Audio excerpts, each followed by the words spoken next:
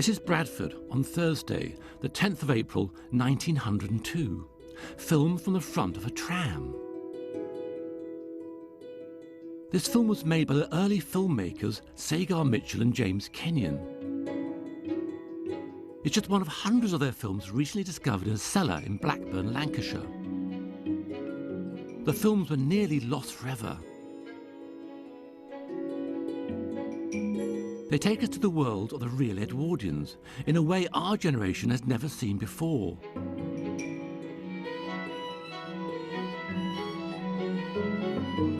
We will find out who these people were and what their lives were like.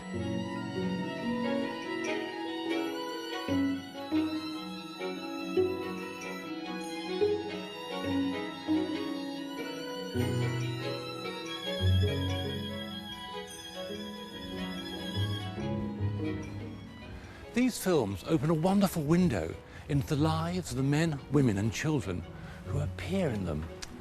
They show us how they had fun, how they played sport, how they relaxed, what they got up to on holiday.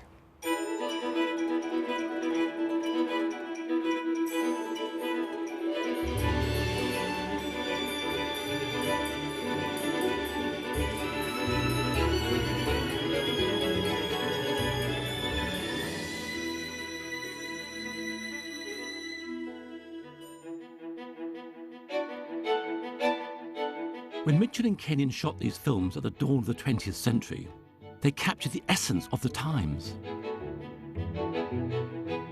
Industry was going at full pelt. People were in work and so had more money than ever before. For the first time, they actually went on holidays and had half a day off each Saturday. They even had spare cash to enjoy their leisure. Life in the cotton mills and industries about the country was looking up. It wasn't Mitchell and Kenyon's aim to make an historic record of Edwardian life. Moving film had only recently been invented. They weren't in it for the sake of art. They did it to entertain and to make a profit.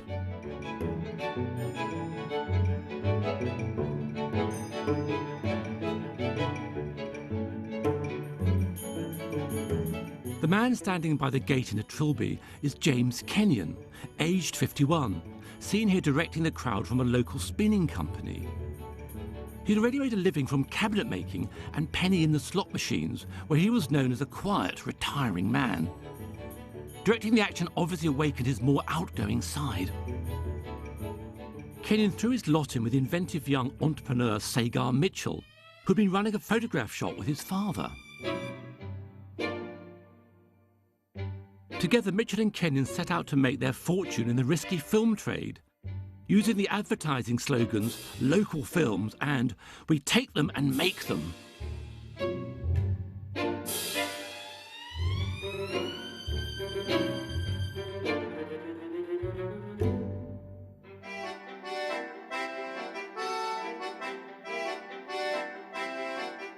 Up until the late 1990s, only a tiny handful of Mitchell and Kenyon films were known about. All this was about to change.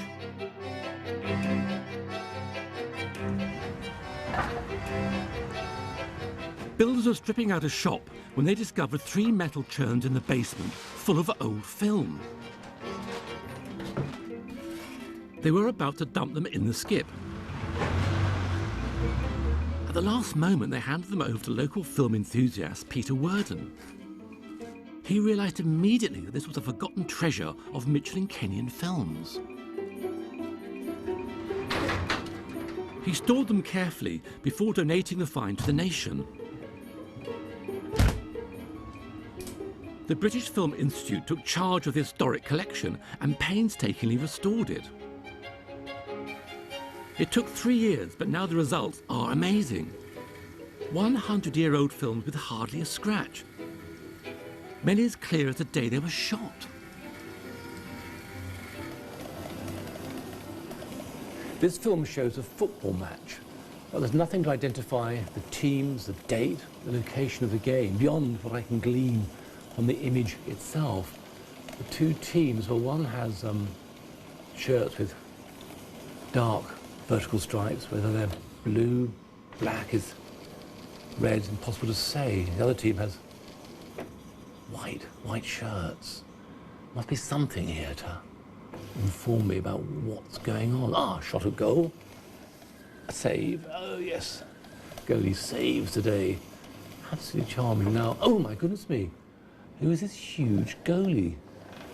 The goalie in the other team with the vertical stripes. Huge fellow. Ah, oh, this is wonderful. He's taking a kick from goal. Here he goes, and he's running up.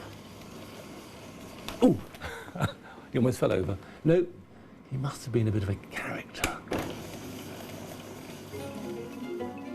From the team's shirts, we can tell it's Sheffield United playing Bury, and the ground is unmistakably Sheffield's Bramall Lane. So we consulted the fixtures lists for the years that Mitchell and Kenyon did most of their filming, the early 1900s, which led us to guess at just a few possible dates.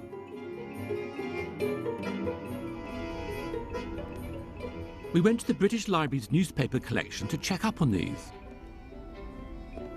Some Mitchell and Kenyon films were well labelled with a date and a place, but others, like the Sheffield football films, are a bit of a mystery. I'm looking through the Sheffield Daily Telegraph for September the 8th, 1902. I'm looking for the sports pages.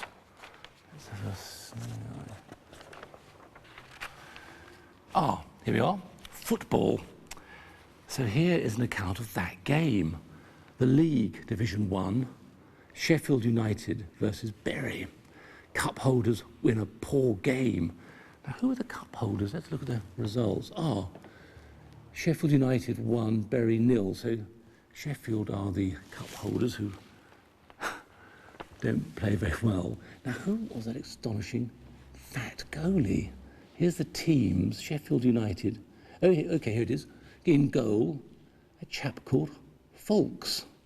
Mr. Foulkes, the fat goalie. So that astonishing large man was called Foulkes. John Garrett's family have been watching Sheffield United from the club's earliest days, and he's an avid fan himself. That would probably be the Cop side of the ground as we know it now, which would be behind the goal.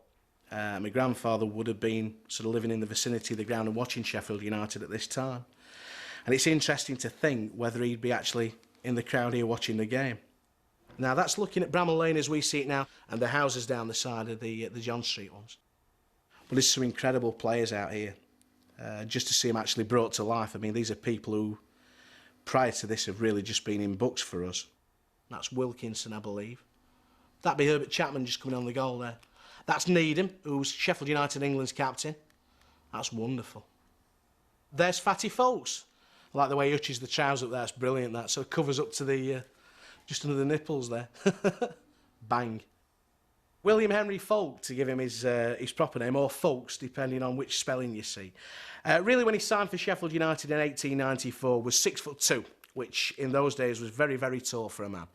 And he weighed, we think, 12 stones in weight, which I'm told is about average sort of size-to-height ratio. But with the more success that came to Sheffield United, with the League Championship, with the first FA Cup, the more success that we brought, then the bigger Bill got. And I think his girth tended to increase with the success of the football club. By the time the clip we'd just seen in 1902, Bill, we think, would have weighed about 24 stones as his fighting weight. So I think it's pretty safe to assume that the nickname of Fatty Foulke was well earned by that. But legend has it that although he was 24 stones in weight and 6'2" in height, he was as agile as a cat.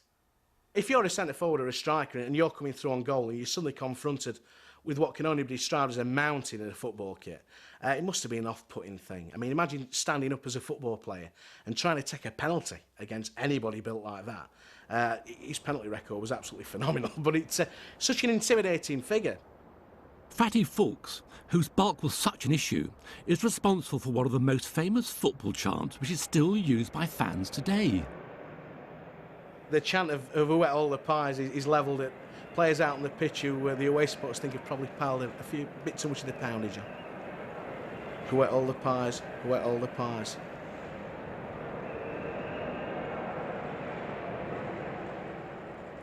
If you want to put "you fat bastard" in there as well, you can do, but I wouldn't advise it.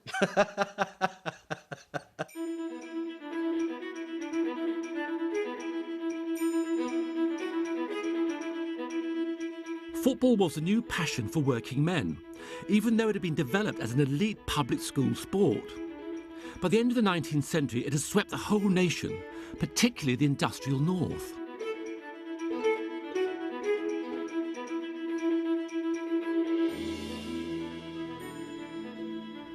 The reason why the football terraces shown in the films are so full is because working hours had been reduced. Most workers now had Saturday afternoons off as well as Sundays, so they could come and attend the games. In addition, wages had been increased so workers could afford the minimum entrance fee of sixpence. So they came here in their thousands, helping to create the Northern League of clubs, including Newcastle, Manchester United and Liverpool, teams that still dominate the Premier League. This scratchy, foggy film shows Burnley running out of the Players' Tunnel. But forget its quality, this film is a world exclusive. The second team is Manchester United. This is the first ever film of the most famous football club in the world. Mitchell and Kenyon filmed the match at Turf Moor, Burnley, on the 6th of December 1902. Manchester United are in the darker shirts, red as today. Burnley in lighter green, before they changed their famous claret and blue.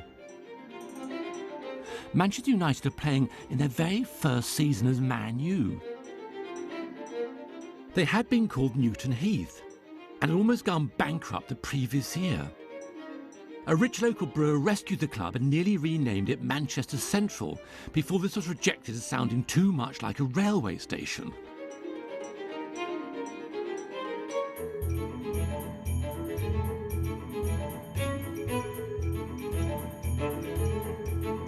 The film was meant to be shown at the Burnley Mechanics Institute that evening. But Manchester United won 2-0, so the film was suppressed, the showing cancelled. The film has never been seen by an audience until now.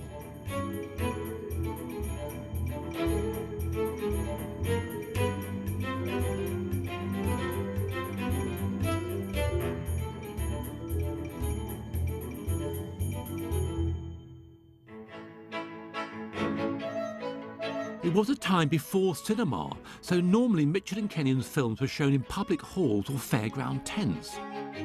The films were, of course, silent. Sound effects came from a brass band, cymbals, or even real gunfire. Mitchell and Kenyon's method to draw in more punters for their sports films was to film not only the match, but the spectators themselves. So when the crowds flocked to watch the film that evening, they already knew the score. They just came for the highlights and to spot themselves on screen. It was more wedding video than Sky Sports.